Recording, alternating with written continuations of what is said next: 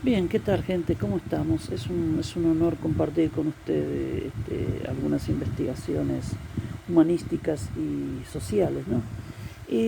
Esta vez quería proponerles una antropología clínica, ¿no?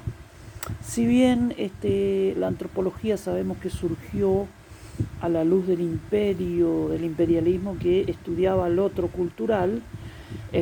Por ejemplo, Levi Strauss iba a una tribu, hacía trabajo de campo y estudiaba la cultura de esa tribu, ¿no es cierto? Prácticas, rituales, creencias, lenguajes, rito de iniciación, etcétera.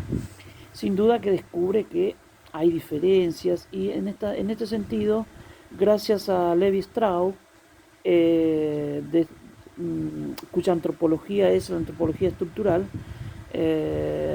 solo para hacer memoria, las estructuras elementales del parentesco, es decir, la prohibición del incesto como operador en este pasaje de lo natural a lo cultural, ¿no?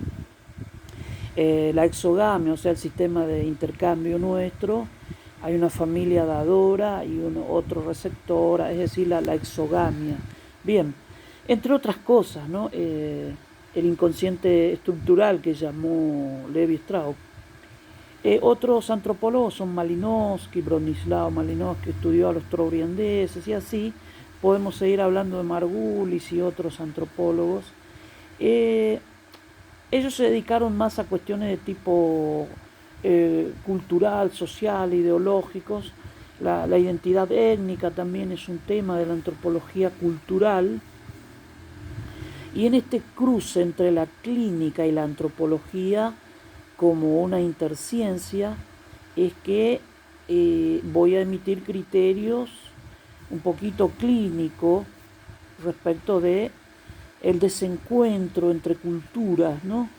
Es decir, ¿qué pasa en este contexto de multiculturalismo, de transculturización, hay procesos de endoculturación, de culturas dominantes? Es decir, en este sentido el estudio de las culturas es muy amplio, ¿no?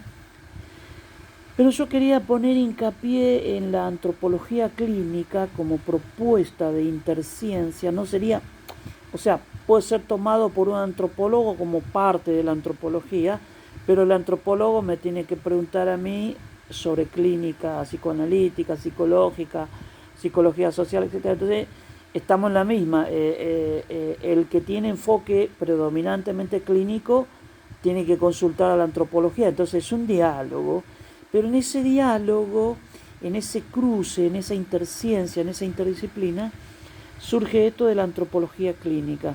Entonces, ¿cuál es la lógica? Tiene que ver con los choques culturales, esos desencuentros entre culturas que enferman al sujeto, eh, las etnias, o sea, las culturas, son procesos muy rígidos en el fondo, porque el proceso de transmisión de pautas, patrones culturales, roles, ideales, valores, etcétera, se da en forma regular dentro de la cultura como proceso de endoculturación. Pero en relación a las culturas entre sí, lo intercultural, allí hay un problema porque eh, uno no está preparado para otras culturas. Entonces allí cabe un reaprendizaje cultural, una interacción, pero esta interacción no sale barato, sale carísimo acá. Entonces la neurosis étnica se debe a este desencuentro del sujeto que no se adapta, es decir, se vuelve defensivo, se pone rígido, lo que es un desacuerdo con la cultura imperante. Ponele un extranjero que viene, trae todo su bagaje cultural, sus usos y costumbres, y el síndrome de desadaptación que podemos llamar, que creo que es conocido, aparece, es decir, aparece la neurosis, es decir, él se vuelve rígido, se vuelve problemático, conflictivo, se cierra, se aferra a sus modelos, no cede, no dialoga, o sea, no somete a mediación sus moldes, sus roles culturales, sus creencias, sus convicciones. Por ejemplo, un japonés sigue con rituales, costumbres, le sacas el arroz y ya está, es el fin del ponja, ¿no? De modo que lo mismo pasa con gente que viene de otros países. Entonces, esto repercute en que el sujeto sufre, se angustia, sufre aislamiento, se autosegrega y luego lo segregan. Es decir, digamos que proyectivamente ubica el conflicto en los demás, pero es poco receptivo, o sea, no hay apertura allí, hay un cierre étnico, cierre cultural. Yo no tolero esta cultura. ¿Quiénes son estos? ¿Por qué me quieren imponer?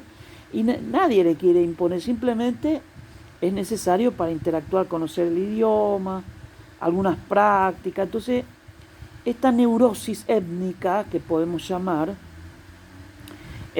implica la rigidez, implica la transferencia de todo ese bagaje de modelo, de costumbre y el problema es que se desadapta, porque las expectativas sociales, o sea, las costumbres de una cultura dada, por ejemplo, alguien que viene de Bolivia o de otros países, sin duda que pasa un proceso de adaptación, pero algunos se enferman en este proceso y se tornan rígidos, defensivos, elaboran todo un proteccionismo cultural, es decir, yo no me adapto a esta gente, da una cara de la moneda, pero la otra. Entonces no hay una interacción flexible de apertura y cierre, es decir, tampoco la de abrirse totalmente y alienarse, sería enajenante, sería también de mucho costo para el sujeto. Y esto también repercute en la pareja. Quizás ese conflicto intercultural se desplaza, hay un desplazamiento y una proyección en la pareja. Pega a la mujer, maltrata a los hijos.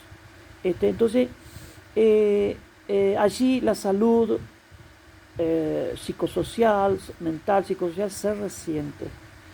No digo salud mental solo porque es reduccionista, se reduce a lo mental. Para mí también es social y cultural, o sea, acá no hay salud mental, psicosocial y cultural. Acá es la parte cultural la que está mal. Entonces, este proceso de interacción cultural, en donde él no se deja asimilar y reduce, es decir, lucha por reducir la realidad que se le propone a sus esquemas culturales consagrados. De modo que la neurosis étnica es un síndrome de desadaptación y sufrimiento, de angustia, de crisis que el sujeto somatiza, desplaza en su familia. Esto genera problemáticas en la familia, en la pareja, en el amor, en la relación padre-hijo, etc. Y el sujeto sufre, se angustia y por supuesto que esto tiene un costo en la subjetividad. De modo que la antropología clínica entonces habla de neurosis étnica, pero incluso también de algunos brotes, es decir, un sujeto puede enloquecerse y cometer barbaridades como a veces vemos en el noticiero, ¿no es cierto? Entonces,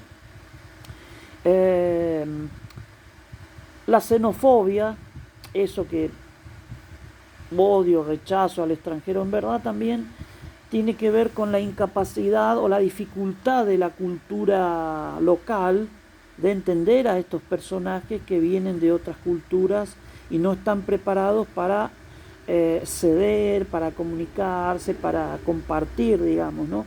Es una interacción un poco difícil, rígida, problemática, central el problema de aprendizaje. Rigidez en los esquemas, las defensas que moviliza son increíbles. Entonces, ayudar a esta clase de personas a través de acuerdos interculturales, internacionales, con otros países, de por lo menos ponerle un operador étnico, es decir, alguien que, hola, ¿qué tal? Usted viene de Japón, sí, acá Acá hay algunos karatecas, se come menos arroz, es decir, acá hemos visto el último samurái, se ve que no era el último, usted es el último, es decir, este operador étnico que trata de la antropología clínica, entonces sería el que pone oreja y para ayudarla a tener más empatía, más identificación con la cultura local y no el rechazo defensivo, problemático y conflictivo para el sujeto y para los demás también, porque generan problemas. Así que proponemos este operador étnico y la antropología clínica como, sin duda que si me escucha un antropólogo quizás les llame la atención, porque a algunos les gusta esta confluencia entre psicoanálisis, psicología, antropología social y cultural, y los criterios de salud y enfermedad que se toma mucho de la antropología. No estamos hablando de un criterio de salud y enfermedad adaptativo que legitime la desigualdad o a los imperios, no. Verdaderamente el sujeto cuando está fuera de su hábitat sufre, ¿no es cierto? Inversamente cuando está encerrado también sufre. Es el tema el síndrome de los monos, ¿no? Que están ahí encerrados. Entonces, proponemos este tópico a ver si alguien lo toma y así podemos tener mejor interacción entre naciones y proyectos de recepción, de ayuda, como una inducción cultural. Es decir, la inducción en la empresa es cuando vos llegás, hay uno que te induce, es decir, que te muestra todo, aquel está loco, no da bola a nadie, este supervisor es verticalista, entonces te indica lo que es la empresa. Bueno, a nivel cultural, el operador étnico tendría que hacer eso también. Acá viven, estos son los chinos, no le toques el arroz, aquellos son coreanos, no, en este barrio no hay perros, es decir, el operador étnico sería el que induce todo esto, ¿no? Así que hagamos cursos y carreras en este sentido, ¿no? La realidad también hay que ir haciéndola, ¿no es cierto? Esto de esperar que otro te lo haga es un poco infantil, así que la inteligencia tampoco es repetición, como decía Piaget, es esencialmente invención. Muchas gracias.